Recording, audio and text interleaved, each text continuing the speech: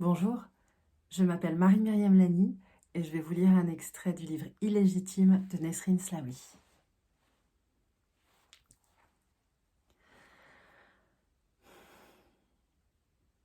J'avais appris par cœur les règles du jeu. Je croyais les maîtriser.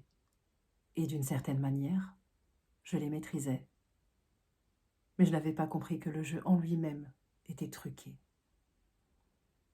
Je pensais qu'avoir de bonnes notes effacerait mes origines étrangères et mes origines sociales. Mes parents pensaient aussi qu'avec un 20 à l'oral de français, je ne serais plus vue comme une arabe. C'était la seule chose qu'ils attendaient de moi lorsque j'étais adolescente, être bonne à l'école. Je sais que dans un premier temps, ces bonnes notes ont été mon passeport. Ces feuilles d'appréciation imprimées sur du papier jauni au fil des ans m'ont permis d'entrer dans une grande école. Cela s'est joué à rien, à une porte malencontreusement laissée ouverte, une brèche minuscule dans l'ordre social.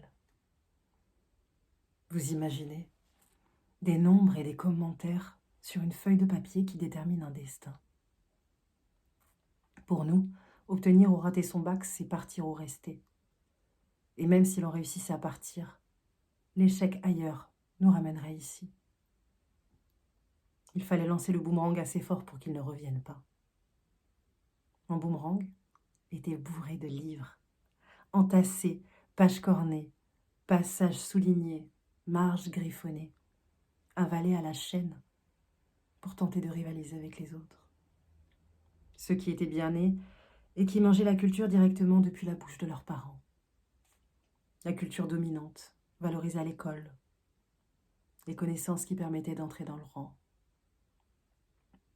Ici, dans cette ville de 12 000 habitants, capitale mondiale du fruit confit et notre capitale de l'ennui, nous n'étions pas des héritiers comme les a définis Pierre Bourdieu.